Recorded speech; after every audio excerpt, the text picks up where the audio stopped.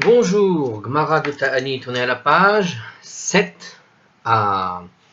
Alors on continue, on poursuit dans cette série de Braithot, d'enseignements, qui sont en général plutôt courts. Alors là on va commencer peut-être des choses un peu plus longues, j'ai l'impression, mais c'est toujours des histoires qui sont légèrement détachées les unes des autres, mais toujours dans ce même registre. On est toujours en train de discuter donc ou du sujet de la pluie ou de la résurrection des morts, sachant qu'on a associé ces deux idées dès le début, en réalité, du chapitre dans la Mishnah qui nous avait fait démarrer la Gemara. Donc, quelque part, bon, ça reste toujours en lien, mais c'est toujours un peu détaché. Alors, là, on va parler encore toujours de l'importance de la pluie. Cette fois-ci, on est au niveau de Rav Yehuda 7a. Alors, Amar Rav Yehuda a dit Gadol Yom Ageshamim Kayom Shenite Nabo Torah. Un jour de pluie est aussi grand que le jour où fut donnée la Torah. Extraordinaire. Sheneema, pourquoi il dit ça? Ainsi qu'il est dit. Donc, alors c'est apparemment dans le Deutéronome au chapitre 32, verset 2. Ici, il nous dit dans le commentaire. Là-bas, Moïse va comparer la Torah avec la pluie. À l'instar de la pluie, la Torah apporte la vie au monde, nous dit Rashi. Donc le Maharsha explique, de même que la pluie est bénéfique pour le corps, ainsi donc est bénéfique la Torah pour l'âme. Donc il y a toujours cette dimension intéressante, où la pluie est toujours associée donc à l'idée de la parnassa, à l'idée du corps, à l'idée de la matérialité, donc tout ce qui va être dans le domaine matériel, et évidemment le côté spirituel, c'est ce qui est derrière la Torah et compagnie. Et donc, quelque part, bon, il y a, en tout cas ici, bon, alors ça c'est une explication du Maharsha, comme je viens de le citer, mais vous avez toujours ces deux notions, mettez-les en tête pour avoir toujours cette idée que, voilà, l'eau, la pluie, a toujours la dimension matérielle, et donc la Torah, du coup, a toujours cette dimension spirituelle, et quelque part, cette idée de... de résurrection des morts qui est équivalente à la résurrection de la terre qui se remet à fleurir. Donc c'est cette, c'est l'apport de la matérialité à ce qui est déjà spirituel. Je ne sais pas si vous avez... Bon, il faut voir la vidéo d'avant pour revoir ce sujet-là. Alors, qu'est-ce que je dis ici? Alors, Rabbi Yehuda nous a dit ici que donc un jour de pluie est aussi grand que le jour où fut donné la Torah. Écoutez bien, parce qu'il est dit Yarov Kamatar Likri. Donc, c'est dans le chapitre 32, on a dit au verset 2 là-bas. Il dit comme ça mon enseignement, l'ékar, l'ikri, ruissellera comme la pluie.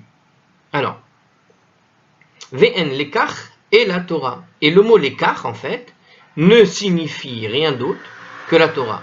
Quand il parle de l'ikri, d'accord, Yarov Kamatar, l'ikri. Ah, ça, c'est dans Azinu. Je savais que j'avais lu ça quelque part parce que c'est un texte très compliqué à lire à Azinu, sachez-le, que lorsque vous lisez la Bible et que vous arrivez à la paracha de Azinu, à la fin de la Torah, ce grand poème, bon, alors c'est pas si grand par rapport à la Torah, c'est qu'une page, mais il est très compliqué en termes du sens des mots, parce que la façon dont c'est rédigé, la manière dont les mots sont posés et même le sens des mots, on dirait que ça vient pas du... c'est pas le même hébreu qui est utilisé là-bas que l'hébreu qui est utilisé habituellement dans toute la Torah.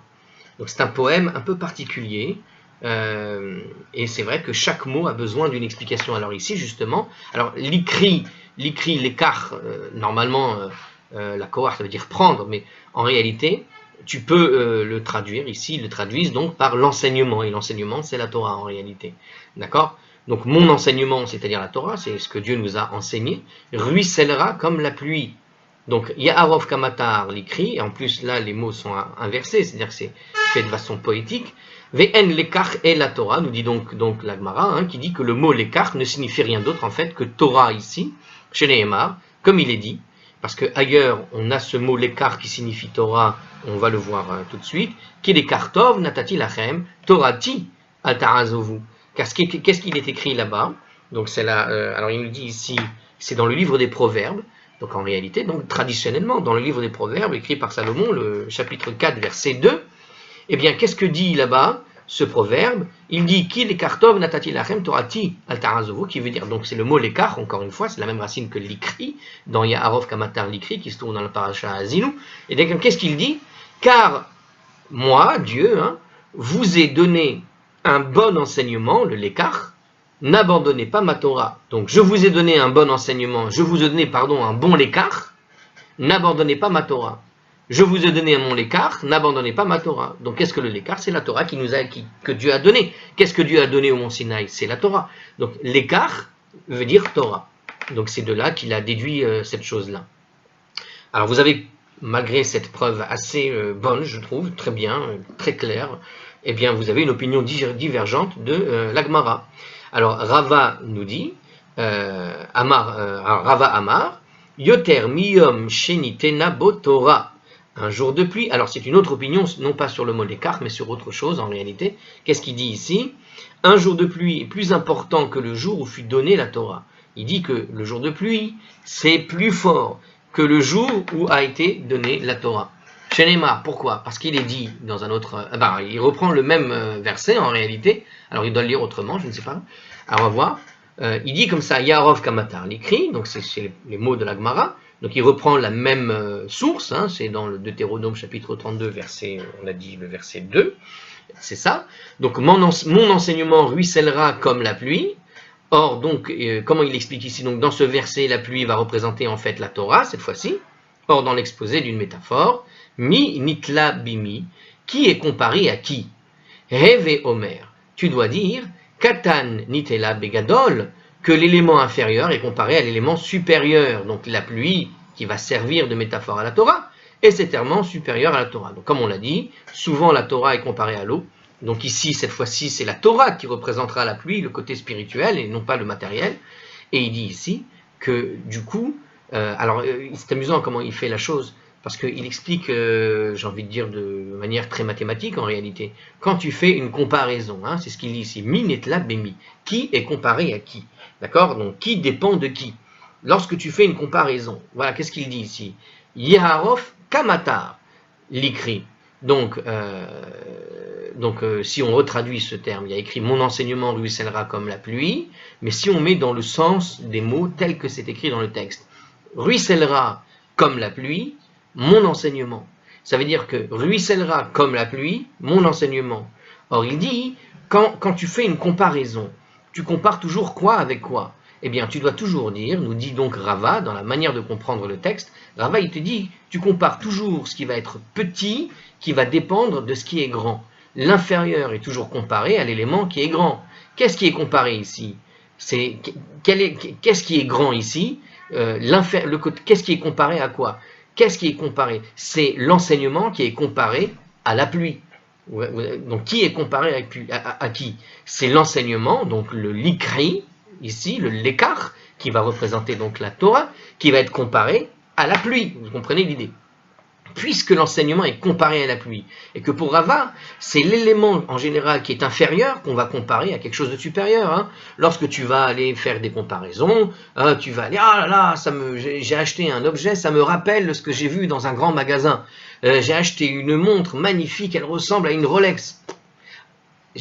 En général, tu ne vas pas dire, tiens, j'ai acheté une Rolex, elle ressemble à ma Tissot. Non, tu vas dire, j'ai acheté une Tissot, elle ressemble comme 2 gouttes d'eau à une Rolex. Pourquoi? Parce que la Tissot, elle coûte moins cher que la Rolex. Donc en général, quand tu vas faire une comparaison, tu ne vas pas dire, tu vas pas comparer quelque chose de grand à quelque chose de petit. Tu vas comparer quelque chose de petit à quelque chose de grand.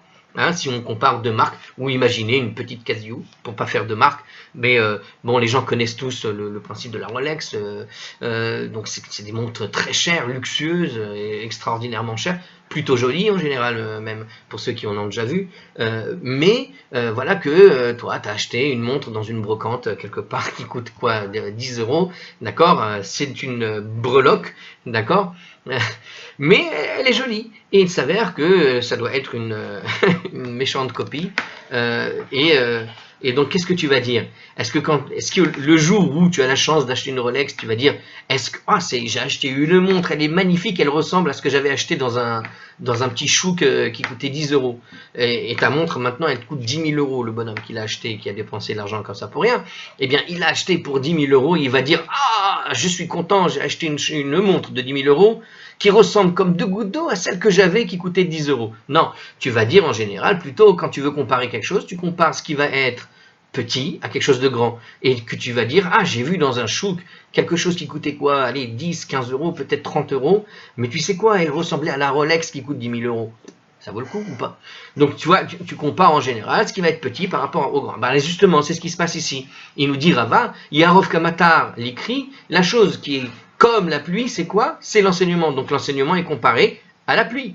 Or, donc, d'un point de vue technique, de ce qu'on appellerait une comparaison, on voit que, donc, de son point de vue, ici dans ce texte, dans Yarov Kamatar l'écrit, on a mis en comparaison quelque chose de petit, entre guillemets, qui va être la Torah, avec chose de grand, qui va être donc la pluie. Donc pour Rava, la pluie est plus grande que la Torah, a priori. Donc un jour de pluie est plus important que le jour où fut donnée la Torah, puisqu'on voit ici cette comparaison. C'est pas que la Torah est plus importante et moins importante que la pluie. Attention, c'est juste qu'ici, c'est plutôt que le jour où Dieu a donné la Torah, c'est un jour, mais le jour de pluie est plus important que le jour de Torah, puisqu'on le compare à ce jour où il y a eu la pluie, comme si c'était la pluie. Quand Dieu a donné la Torah, c'était comme un jour de pluie. Donc la joie de recevoir la pluie est une joie qui est plus forte, en quelque sorte, que le jour où tu as reçu la Torah. On voudrait l'inverse, mais ce que nous dit Rava, c'est que non, le jour de la pluie, quand on reçoit la pluie, il faut être aussi heureux que le jour où tu reçois la Torah, parce que c'est plus important du point de vue, en tout cas, de la comparaison ici. C'est ce que ça donne comme idée. Rava analyse ce verset, et Rava, alors il continue d'analyser ce verset, hein, donc, alors juste, je vérifie quand même, il y a un commentaire qui a été fait sur ça à la fin de ce passage. Alors on va voir quand même. Ceci peut expliquer à la lumière de l'enseignement précédent de Rabbi Abahu, en rapport avec la résurrection des morts, selon lequel la pluie profite aussi bien aux méchants qu'aux justes, alors que la Torah ne profite qu'aux justes. Donc ici, on avait vu, oui, si vous vous rappelez, on avait vu un enseignement dans la vidéo d'avant, hein, à propos de Rabbi Abahu, qui parlait donc de la résurrection des morts, et il disait que la résurrection des morts profitait exclusivement aux justes, mais que pour Rabbi Abahu, la pluie, elle profite pour les deux, aussi bien aux méchants qu'aux justes. Donc quelque part, la pluie, le jour de la pluie, est plus importante, en quelque sorte, que le jour où tu reçois la Torah, puisque la Torah ne peut profiter que ces gens qui sont effectivement versés, qui sont prêts à la recevoir, alors que la pluie, finalement, tu la reçois... que tu sois bien ou que tu sois pas bien, tu la reçois gratuitement. Alors Rava Ramé, alors j'ai dit d'aimer tout à l'heure, c'était une erreur, excusez-moi, je lis de loin. Alors Rava, vous, Ramé. C'est plutôt moi qui rame, mais là, Rava, Ramé aussi, mais pas en français, en araméen. Alors Rava oppose, alors il oppose quoi? Il oppose les deux moitiés du verset. Alors, quelles sont les deux moitiés de ce verset? Et en fait, la suite du verset dit comme ça, alors comme c'est écrit, dire Ketiv, il est écrit Ya'arov Kamatar l'écrit, et la suite, Urtiv, Tizal Kata Limrati. Donc en français, ça nous donne ça. Donc il est écrit, mon enseignement ruissellera comme la pluie. Et puis dans la deuxième moitié, il est écrit, ma parole coulera comme de la rosée. Donc d'une part, la Torah est comparée au départ avec de la pluie qui s'abat avec la force. Et puis d'autre part, la rosée qui coule goutte à goutte, doucement, etc. nous explique, alors qui explique ça? C'est peut-être Rashi, ou en tout cas c'est Hartzkroll qui le met de cette manière. Il nous dit donc a priori la rosée, ici la Torah est comparée à la rosée, cette fois-ci, et la rosée c'est quelque chose qui tombe goutte à goutte, très doucement. Donc ces images contradictoires sont conciliables comment? C'est la question qui est posée. Donc Rava oppose ces deux contradictions. Donc on a dans ce même verset une comparaison de la Torah avec quelque chose qui s'abat de manière forte, la pluie, et puis une comparaison de la Torah qui s'abat de manière douce, la rosée. Donc comment t'expliques que d'un côté elle s'abat de manière forte et puis de l'autre côté elle s'abat de manière douce? Alors voici une explication. Donc comment est-ce qu'on concilie tout ça? Im talmid racham hagunhu. Si l'érudit en Torah est quelqu'un de vertueux, katal, alors ça se compare à la rosée. Lorsqu'une personne qui est érudit en Torah, qui va étudier, qui va s'y mettre, etc., il est quelqu'un aussi qui possède une grande vertu. Eh bien, quand l'effet de la Torah va s'exercer, elle s'exercera de manière, elle peut se comparer à la rosée, ça va se faire de façon douce, tranquille, dans la tranquillité, quoi. Bon, c'est-à-dire quoi? Que ça, alors, il nous dit ici plutôt que ça demeure toujours bénéfique et vivifiant. Ça veut dire que ton étude de la Torah va être une étude qui va t'apporter énormément de bien, énormément de bonnes choses. C'est vivifiant, ça va te faire du bien, ça va te... Voilà. Donc une personne qui est érudite en Torah, et cette érudition, elle vient avec un comportement qui finalement s'accommode de la Torah, la vertu, eh bien ça se compare à la rosée. Par contre, si tu ne te comportes pas comme il faut, ve'imlav, et si ce n'est pas le cas, s'il n'a pas un comportement qui convient à un érudit de Torah, d'accord, l'érudit de Torah, il doit se comporter, c'est-à-dire que quelque part, quand tu étudies une pratique, tu dois pratiquer comme tu as étudié. Et la vertu consiste à essayer de garder un chemin droit, strict, comme il faut, par rapport à ce que tu as étudié. Mais donc, une personne qui accompagne son comportement, son acte, quelque part, ça ressemble à un proverbe très français.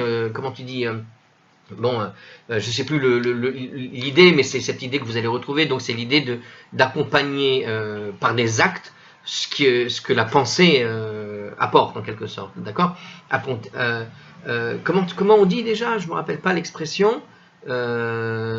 Accompagner, ajouter l'acte à la pensée. Non, ajouter à la pensée l'acte. Bon, bref, peu importe. Enfin, il y a cette idée que, en gros, une personne qui va se comporter de manière vertueuse vis-à-vis de ce qu'elle a étudié dans la Torah, quand elle étudie la Torah, eh bien, ça passe tranquille, ça avance doucement et ça avance avec c'est vivifiant, c'est bon, etc. Une personne qui fait le contraire, qui ne se comporte pas en accord avec la Torah et qui étudie quand même, mais comment ça va lui arriver lui? Eh bien, Orfehu Kamatar, elle lui brise la nuque brutalement comme pour un violent orage. Alors matar ici, ça se traduit par pluie, ici il le traduit cette fois-ci par orage. Alors pourquoi il le traduit par orage? Alors en fait, l'orage ici, c'est une traduction qui nous vient de Rashi, cette fois-ci. C'est-à-dire que Rashi a voulu nous dire ici qu'il s'agit de l'idée de l'orage. C'est vrai que tu ne peux pas comprendre s'il s'agit d'une simple petite pluie, une brise douce, ça n'est pas ça qui va briser une nuque. Par contre, un orage, pour ceux qui connaissent les gros orages, en général, tu as tendance, dès que tu entends le tonnerre, tu te baisses la nuque. Alors tu peux comprendre l'idée de se briser la nuque en quelque sorte, parce que tu as tendance à te crisper comme ça, et à chaque coup de tonnerre, tu vas être surpris. Donc ça va agir quelque part sur la nuque. Donc on peut imaginer qu'effectivement, on part de briser la nuque lors d'un violent orage. Donc c'est à partir d'une pluie. De toute façon, ici, la pluie est perçue de manière violente. Et dans quel cas la pluie est violente? En général, c'est pour les cas où il y a un orage, une tempête, ce genre de choses. Alors, donc, comme on l'a dit, c'est Rashi qui donne cette idée. Comme l'indique le verset, comme va l'indiquer ici après la Gemara, le verbe Yaharof, qui dans le verset signifie ruisseler, possède en fait une autre acception, à savoir celle de tuer, plus exactement, l'idée de briser la nuque. C'est vrai qu'on entend ce terme, je l'ai déjà entendu dans la Torah, quand on va parler de briser la nuque d'un animal. Pour je ne sais quelle raison, je ne sais plus le contexte, mais il y avait cette idée-là dans une des traductions que j'ai pu lire une fois. Donc effectivement, on voit que Aharof signifie aussi l'arrière de la tête. Oref, c'est le cou, c'est la nuque. Donc tout ça c'est relié. Donc c'est l'idée de briser la nuque, c'est l'idée d'avoir la nuque raide et ce genre de choses. Alors, très bien, le Maharsha avance une autre explication. Il rappelle que le mot orfeu, donc c'est le terme qui est utilisé ici, quand on dit orfeu kamatar, elle va donc lui briser la nuque comme un violent orage. Donc il explique pourquoi on traduit comme ça en quelque sorte. Il va lui dire, ça signifie en fait montre la nuque. Qu'est-ce que ça veut dire? Ça veut dire détourne-toi de lui. Quand tu montres la nuque, ça veut dire que tu tournes le dos en quelque sorte. D'où l'interprétation du passage de la Gemara. L'érudit en Torah est digne parce qu'il le traite-le comme de la rosée, recherche sa compagnie comme on aspire constamment à la rosée, mais s'il est indigne, détourne-toi de lui comme de la pluie qui est parfois néfaste. On a tendance, dès qu'il commence à pleuvoir, à aller justement lui détourner, lui montrer la nuque au sens où on va aller se cacher, se réfugier derrière un abri pour ne pas la recevoir sur la figure. Donc on voit la nuance ici. Donc c'est une autre manière d'interpréter du Maharsha ici. C'est mignon, c'est pas mal du tout. Alors, on continue, je vais juste faire une pause d'enregistrement. Voilà. Alors, ensuite, on est dans la suite, là, dans le même registre. Donc c'est une autre braïta, mais toujours, on va rester comme ça dans cette idée de même registre. Donc on est toujours dans ce registre de la pluie, etc. Et on va voir une braïta qui va nous expliquer quelque chose de supplémentaire dans cette idée. Tanya, il a été enseigné dans une braïta. Aya Rabbi Bena'a Omer. Rabbi Bana'a, alors ils l'ont mis comme ça, avait coutume de dire Kol ha'osek baTorah lishma, quiconque étudie dans la Torah au nom de la Torah elle-même, Torato na'aset lo sam chayim. Son érudition en Torah devient pour lui un élixir de vie. Hein, ceux qui cherchent la fontaine de jouvence, si vous voulez une formule magique qui vous donne une longueur de vie intéressante, eh bien, je vous invite à étudier la Torah sans attendre rien, absolument rien en retour. Ça veut dire quoi? Ici, il nous explique que quand même, quand on dit au nom de la Torah elle-même, donc ce qu'on appelle Torah Lishma, c'est-à-dire qu'il étudie la Torah pour observer le précepte de Dieu, non pour se voir conférer le titre d'érudit, ni pour un autre motif. Donc on étudie pour tout simplement, gratuitement, dans son coin, discrètement, juste pour avoir une meilleure connaissance des choses, et parce qu'on a envie de bien faire, quoi. Donc quand on est dans cette idée-là, quand on ne veut que simplement étudier pour comprendre comment fonctionne la loi de Dieu, hein, c'est ce que nous explique Rashi, hein, tout ça, eh bien, on est dans ce qu'on appelle Torah Lishma, et non pour se voir conférer le titre d'érudit.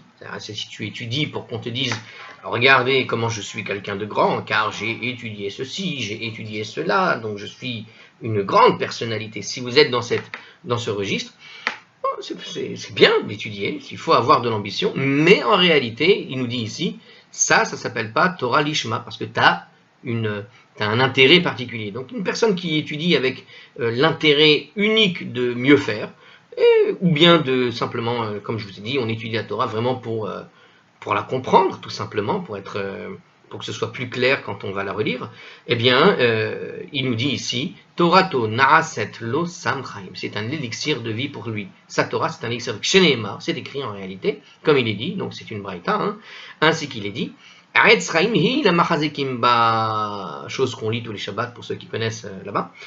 La Torah, elle est un arbre de vie pour qui s'y accroche. Donc c'est un passage qui nous vient du livre des Proverbes, au chapitre 3, verset 18. Donc la Torah est un arbre de vie pour qui s'y accroche. Véomer, et il est dit ailleurs dans le même ordre d'idées, donc il y a un autre endroit, et on fait comment on appelle ça, une liaison entre les deux sujets. Refuot tehi, les shoreka, les shoreka, puisqu'ils ont mis un dagesh, ça se lira les shoreka. Alors, les shorecha plutôt. Alors, la Torah sera un remède qui te sera administré par le biais de ton nombril. Alors, il y a des métaphores qui sont peut-être difficiles à comprendre pour notre temps, et il est dit encore, on va donner les explications après, et il est aussi dit, dans le même ordre d'idée, Ki motzi matzah chayim, car qui me trouve à trouver la vie. Qui me trouve à trouver la vie. Alors, explication de ces autres passages. Donc d'abord, on a expliqué la Torah, Etz Chaim Hil Machazekim, donc c'est dans le livre des Proverbes au chapitre 3, verset 18. L'autre passage qui a été cité, Refuot Tehi les Shorecha, qu'est-ce qu'il dit? Alors c'est pareil, c'est toujours le livre des Proverbes au chapitre 3, mais cette fois au verset 8, c'était un peu plus tôt, là-bas. La Torah qui extirpe, alors qu'est-ce que ça veut dire? On va le redire en français. Donc elle sera un remède qui sera administré par le biais de ton nombril. Qu'est-ce que ça veut dire ça? Ça veut dire qu'il extirpe les mauvaises conceptions et guérit l'homme de ses défauts. Elle est comparée à la nourriture que le fœtus reçoit de la mère par le biais de son nombril. C'est une idée qui nous vient du Ralbag ici. Donc quand est-ce que tu reçois de la nourriture par le nombril? C'est lorsque tu es dans ton état de fœtus, parce qu'effectivement, d'un point de vue théorique, ton nombril, actuellement, tu ne peux pas te nourrir avec. Donc, puisque ça n'est pas possible, ce que nous a dit le Ralbag, qui était en fait très logique, j'aurais dû y penser avant. Je sais pas, j'essaie de comprendre, j'ai dû trop voir de films de science-fiction où le nombril est utilisé pour beaucoup de bêtises. Il y a ici le nombril, effectivement, à quel moment le nombril sert de transition pour pouvoir recevoir la nourriture, c'est quand tu es dans ton état de fœtus. Alors qu'est-ce qu'il nous dit? Je répète, il dit qu'il extirpe les mauvaises conceptions et guérit l'homme de ses défauts, de la même manière que le fœtus reçoit donc de sa mère par le biais du nombril. C'est cette nourriture qui est reçue par le nombril, en général, c'est une nourriture qui est propre, c'est une nourriture qui a été en général nettoyée. Ce qui vient par le nombril est quelque chose qui va être complètement, comment dirais-je, épuré. D'accord, le nombril sert vraiment d'une sorte d'épuration pour que ce que le fœtus reçoit soit quelque chose de complètement, j'ai envie de dire, du moins au mieux, de complètement purifié, donc sain. Et donc ici, donc cette idée, donc le remède qui va être administré par le nombril, c'est cette idée de guérir finalement c'est-à-dire que c'est l'idée d'un filtre en fait. Ici, le nombril, ça passe par justement, en gros, on parle du cordon ombilical. Ce cordon ombilical, il sert de filtre quand la nourriture est ingérée par la mère. Elle va être filtrée dans ce cordon ombilical, et puis ensuite le fœtus va recevoir, il va être nourri grâce à ce cordon ombilical. Hein.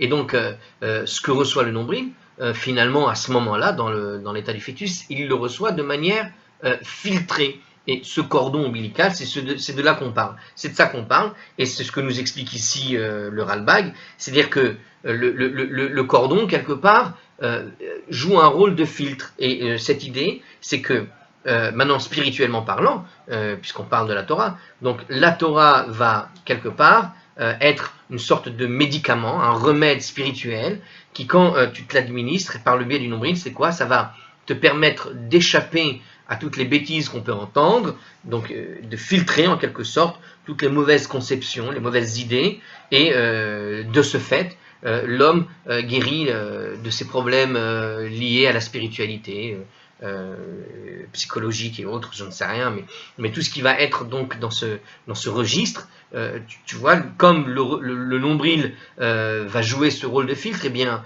la Torah va jouer ce rôle de remède pour l'esprit en quelque sorte. Et donc celui qui étudie la Torah, hein, en l'étudiant, il fait une sorte de nettoyage de toutes les mauvaises conceptions que la philosophie nous a apportées, qui sont très bien pour beaucoup de gens. Le problème, c'est que dans la philosophie, vous avez tellement de gens qui s'expriment qu'à un moment donné, tu ne sais plus trop qui a raison, qui a tort, tu te fais ton opinion, c'est très bien, bravo. Mais à un certain degré, en réalité, tu ne fais que t'enfoncer dans une certaine perte de la conscience, si vous voulez. C'est-à-dire que à recevoir des schémas de pensée qui viennent de gens qui ont réfléchi par eux-mêmes sur des sujets qui les ont concernés dans leur propre vie, toi, privé du contexte qui les a amenés à réfléchir comme ci ou comme ça, tu vas absorber ces concepts, par exemple, et en les absorbant, alors tu vas te faire ces concepts pour toi, mais peut-être que les concepts que tu as absorbés qui viennent de ces philosophes à une certaine époque donnée sont des concepts qui, bon, n'ont peut-être pas donné résultat au niveau de l'histoire. Regardez ce qu'est devenu la Grèce, regardez ce qu'est devenu le monde romain, etc. D'une certaine manière, ou même les Babyloniens, les Iriens, tout cela, ils avaient tous de beaux concepts à eux qui étaient merveilleux de leur point de vue, mais bon, quelle finalité? Bon, ce qu'on sait de la Torah, c'est qu'elle maintient le peuple juif depuis 4000 ans. Donc c'est un petit peu cette idée qui nous est présentée dans le livre des Proverbes. Quelque part, étudier la Torah, ça te permet au moins de nettoyer, de filtrer de tous les concepts que tu peux recevoir dans ta vie de tous les jours, de toutes les idées qu'on va te mettre dans la tête, de toutes les influences, etc. Et par l'étude de la Torah, tu filtres quelque part tous ces concepts qui vont en général t'embrouiller dans ta vie et qui vont t'amener à agir mal dans ta vie et à te perdre en quelque sorte. Regardez ces gens, je sais pas, qui avaient, on va dire, une belle notoriété et pour un oui, pour un non, à cause de mauvaises idées qu'ils ont reçues dans leur esprit, se sont perdus en quelque sorte en route et ont fait des choses innommables ici ou là, ils se retrouvent en prison pour certains, se retrouvent déchus de leur notoriété pour d'autres. Voilà, la Torah, elle est là pour nettoyer tout ça, pour nettoyer les concepts qui risquent de t'amener à... Voilà. Bon, c'était juste pour expliquer bien l'idée de ce remède, comme le nombril, cette idée de filtre en quelque sorte. Étude la Torah, c'est ça. Donc l'arbre de vie, donc c'est un élixir de vie. C'est l'idée donc de l'arbre de vie. On s'y accroche. Donc c'est simplement pour vivre, on va dire bien, tout simplement. Et plus que ça, j'ai envie de dire, puisque l'arbre de vie pour lequel on s'y accroche, c'est l'élixir de vie. C'est cette notion de, comment dire, on s'accroche à la vie, on continue de vivre une vie bonne, une vie bien, une vie pleine et une vie qui se poursuit dans la longueur, on pourrait dire, véritablement l'élixir de vie. Alors, troisième notion qui nous a été donnée, donc dans la comparaison, il est dit aussi, donc il nous a dit, qui il y a écrit comme ça, donc qui me trouve, hein, c'est Dieu qui parle, qui me trouve a trouvé la vie. Donc si tu me cherches, tu me trouves.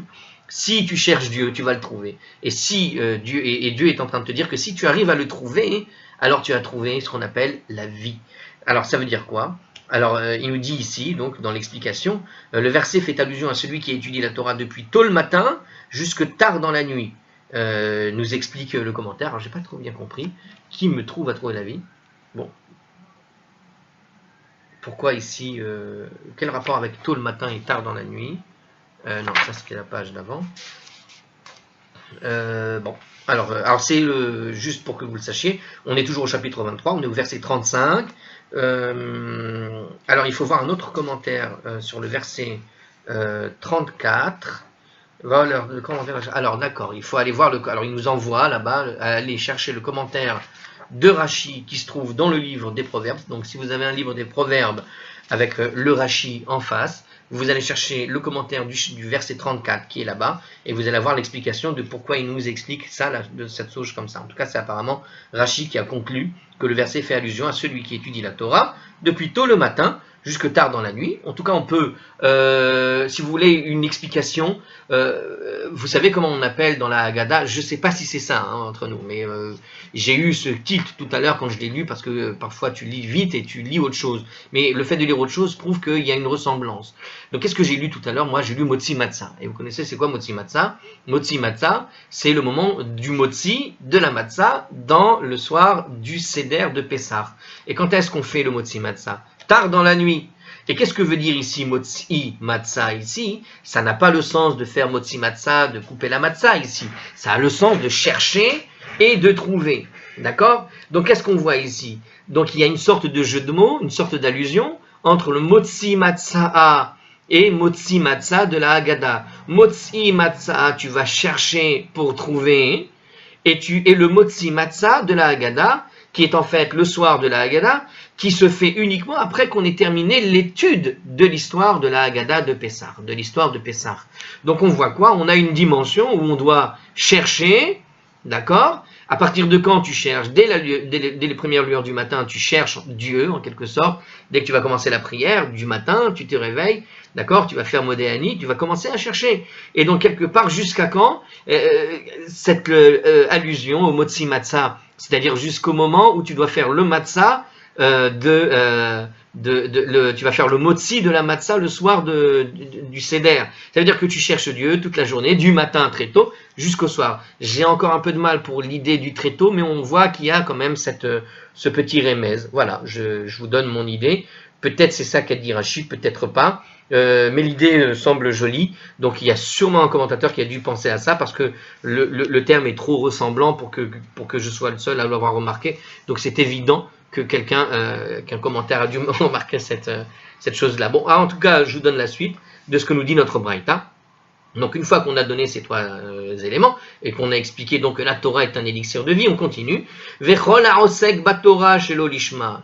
Par contre, donc alors on venait d'expliquer dans la Braïta celui qui étudie la Torah lishma, c'est-à-dire qui étudie la Torah sans intention réelle, sans l'intention sans intérêt. C'est-à-dire sans l'intérêt de se prendre pour quelqu'un de grand parce que j'ai étudié, je suis devenu grand, mais qu'il étudie uniquement dans le but, ce que nous avait dit Rachi, dans le but de l'étudier, dans le but de mieux comprendre ce qu'il faut faire, comment faire les choses, et puis pour comprendre Dieu, pour comprendre la Torah, parce qu'on aime Dieu, on aime la Torah, voilà. Donc dans cette idée-là, d'accord, et pas pour une autre raison, mais quelqu'un qui étudie la Torah chez l'Olishma cette fois-ci. C'est-à-dire que si quelqu'un, donc nous dit la suite de la Braïta, maintenant quiconque étudie la Torah sans s'y consacrer au nom de la Torah elle-même, d'accord, donc est-ce qu'il y a un petit commentaire pour nous expliquer de quelle manière? Na'aset lo samamavet, son érudition en Torah devient un poison mortel pour lui.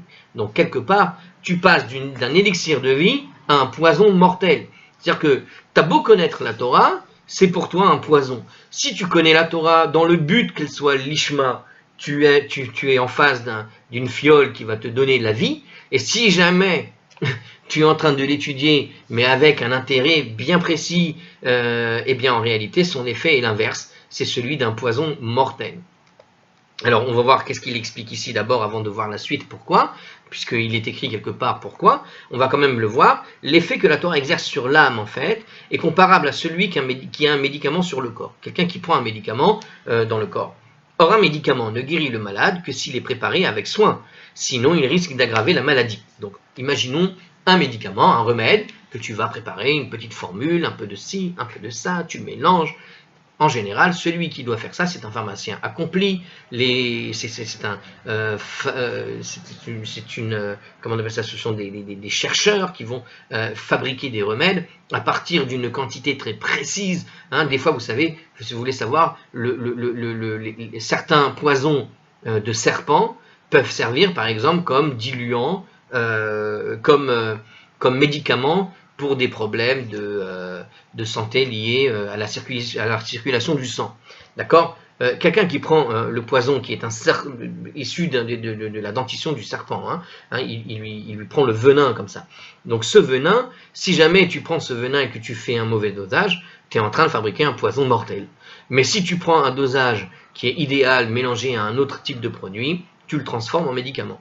D'accord? Donc, ce qui est un poison, ce venin, c'est à la fois une source de mort et une source de vie, parce qu'il peut permettre de prolonger la vie de ceux qui auront un problème de coagulation, qui pourraient avoir des caillots dans le sang qui provoqueraient des crises cardiaques. Mais il est aussi une source de mort, parce qu'il peut provoquer tout simplement la mort en aggravant le problème de la coagulation, puisque vous savez, enfin si vous ne le savez pas, certains venins de serpents en réalité provoquent dans le corps une sorte de coagulation extrême, à l'envers de ce qu'on arrive à trouver comme remède à partir de ce même venin.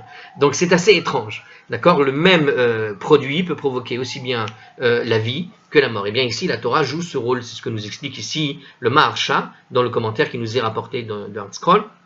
Donc, le médicament ne guérit le malade que s'il est préparé avec soin, sinon il risque d'aggraver la maladie. C'est pareil ce qu'on appelle le surdosage, tout simplement, on aurait pu donner cet exemple. Quelqu'un qui prend un médicament pour guérir, c'est très bien, mais s'il prend une surdose en un seul coup, il te prend 5-6 cachets, alors qu'on lui a dit un cachet par semaine, par exemple, et parce qu'il se croit intelligent, il croit qu'il va guérir plus vite en prenant 6 d'un coup, il peut mourir. D'accord ? Donc de même, la Torah nécessite une sorte de préparation adéquate pour exercer des effets bienveillants. Il y a une préparation dans la mentalité que tu vas avoir au moment où tu vas étudier la Torah. Pourquoi tu étudies la Torah? Ton étude de la Torah, regardez par exemple beaucoup d'antisémites qui sont complètement, j'ai envie de dire, tapés du cerveau, faut le dire. Eh bien, vous savez quoi, des fois, ils vont aller regarder des vidéos de cours de Torah, de Gemara. Ils sont tellement, ils étudient la Torah au fond, eux aussi. Mais pour eux, c'est un poison. Ils sont prisonniers de cet état d'esprit dans lequel ils étudient la Torah pour pouvoir trouver quelque chose à l'intérieur de mauvais. Ils sont là comme ça, là, à la recherche de la moindre parole ici, de celui-là ou de l'autre, pour pouvoir justifier toutes les bêtises qu'ils ont dans la tête. Bon, et ben pour eux, quelque part, l'étude de la Torah, ça va être un poison mortel, parce qu'ils ne savent pas comment l'étudier, et ils ne l'étudient que pour y chercher des choses qui vont finalement continuer d'empoisonner leur esprit, qui a été à un moment donné atteint, touché par cette maladie mentale de l'antisémitisme. Et bien d'une certaine manière, ils continuent d'alimenter cet antisémitisme en regardant finalement des vidéos de Torah. Ils étudient la Torah, les bonhommes. Ils étudient la Torah, mais ils sont... Alors c'est un cas extrême, mais c'est véritablement un poison mortel pour eux, et c'est vraiment quelque chose que les gens peuvent observer quand on a un regard un peu de recul surtout. Vous les voyez se tirer les cheveux avec des textes de Torah, ils prennent une phrase par-ci, une phrase par-là, et ils sont en train d'en faire de la pub pour dire « Regardez ce que disent les Juifs, regardez ça !» Et tu les vois, les types, tu les vois parler, tu vois des types qui sont, on dirait qu'ils sont, je sais pas, qui se sont piqués avec des piqûres de drogue et qui sont complètement accros à une espèce de... c'est vraiment phénoménal de voir ça, d'observer ça avec un peu de recul. Quelqu'un qui étudie la Torah correctement, sereinement, et qui voit la manière dont il va appréhender celui-là, l'antisémite, la Torah, d'une certaine manière, sa préparation intellectuelle le renforce dans sa bêtise et le plonge comme un venin mortel en quelque sorte. Il est plongé à cause de la Torah, d'une certaine manière, dans une espèce de poison qui le conduit vraiment dans les plus grandes bassesses. Alors on continue dans ce commentaire. Donc on a dit que l'effet de la Torah exerce sur l'âme comparable à celui d'un médicament sur le corps, à savoir que ça peut être bon ou mauvais, on a dit. Pourtant, objecte Tosfot, cet enseignement contredit le principe enseigné dans le traité Psachim. Là-bas, dans Psachim, à la page 50b, il nous dit que l'homme doit toujours étudier la Torah, même si c'est par intérêt, c'est ce que je vous avais dit. Il y a pourtant effectivement des textes qui est connu, où on te dit que il est important d'étudier même par intérêt, c'est pas bien. Mais à force d'étudier, même par intérêt, tu vas finir par l'étudier sans intérêt, au sens où tu vas arrêter d'espérer de devenir je ne sais quoi, puis tu vas finir par l'étudier que par amour. Car un étudiant en Torah par intérêt, il finira par l'étudier pour elle-même, tout simplement. Donc Tosfot nous dit qu'il y a une contradiction, et il va lever cette contradiction. Donc il y a une contradiction entre ce passage qu'on vient de lire, cet enseignement, où il nous dit que a priori, celui qui n'étudie pas selon celui qui étudie l'olishma, sans comment il traduit, on a dit sans y consacrer au nom de la Torah elle-même, d'accord, qui s'y consacre mais pas au nom de la Torah, d'accord, s'y consacre pour d'autres raisons, eh bien c'est un poison mortel, et pourtant Tosfot nous explique pourquoi est-ce qu'on peut lever la contradiction. La contradiction en fait en précisant que le traité Psachim, la Gemara, parle de celui qui, bien qu'il n'étudie pas la Torah par idéal, il ne l'étudie pas non plus pour des motifs vils. Donc c'est la différence avec l'antisémite. L'antisémite va étudier la Torah pour aller chercher des phrases là-bas et les sortir du contexte et s'amuser avec pour cracher sur les juifs. Alors que celui qui va l'étudier pour devenir un grand rabbin, même s'il ne deviendra jamais le grand rabbin, et qu'il a compris un jour qu'il ne deviendra jamais grand rabbin, parce qu'il aura bien étudié la Torah, eh bien il va admettre qu'il il n'aura jamais ce niveau, mais ça ne le dérange pas, parce qu'une fois qu'il a goûté à la Torah dans l'idée du délice, il va, peut-être au départ il n'avait pas cette idée-là, mais il va poursuivre à l'étudier cette fois-ci sans espérer quoi que ce soit, et finalement il retombe dans le lishma, dans l'idée de l'étudier uniquement pour l'étudier. Donc au départ il va l'étudier pour se forger une bonne réputation, et puis il finira par l'étudier uniquement parce que c'était bien, quoi. Donc dans notre cas, en revanche, celui où il est question d'étudier la Torah juste pour semer la discorde, c'est vraiment l'exemple qu'il donne, c'est marrant. Donc c'est vraiment l'exemple de l'antisémite, c'était un bon exemple finalement, parce que bon, ça correspond à des schémas qui existent dans le monde, et c'est exactement, ça se recoupe. Eh bien, quelque part, voilà, en utilisant son savoir comme une arme contre les autres, ça lui retombe contre lui à un moment ou à un autre, quoi. Voilà, tout simplement. Alors, donc c'est ce genre de cas-là qui nous donne ici. Alors on ne parle pas du cas de celui qui étudie par intérêt pour devenir un grand rabbin, mais il est plutôt celui-là, en étudiant comme ça, c'est vrai qu'au départ, ça ne va pas lui apporter du bien, parce qu'il va devoir prendre conscience qu'il n'y arrivera jamais, mais même en y prenant conscience, parce qu'il aura touché à la Torah, dans un but finalement de mitzvah, au fond, devenir grand rabbin, c'est pas si négatif, comme idée, ou avoir une grande réputation de Torah, c'est pas si négatif. Eh bien, même s'il n'obtient pas sa réputation, il va continuer d'étudier, cette fois-ci, il l'étudiera dans son coin, et il aura sa petite part au monde futur, il sera bien content, et voilà. Alors, continuons. Alors justement, donc, en tout cas, qu'est-ce qu'il nous dit ici? D'où nous est tirée cette idée que c'est un poison mortel pour celui qui étudie la Torah sans s'y consacrer au nom de la Torah elle-même, d'accord? C'est écrit comment? Eh bien, c'est écrit dans Yeharov Kamatar Likri, c'est le même passage qu'on a cité. Donc, ainsi qu'il est dit, Yeharov Kamatar Likri, mon enseignement ruissellera comme la pluie. Ici, cette pluie, c'est une idée d'orage. Arifa, c'est une idée qui donc peut être employée, donc ruisseler, mais ne signifie rien d'autre que tuer aussi. C'est-à-dire que Yeharov, ici, nous dit la Gemara, Ve'en Harifa Ela Hariga, c'est ce que dit la Braïta.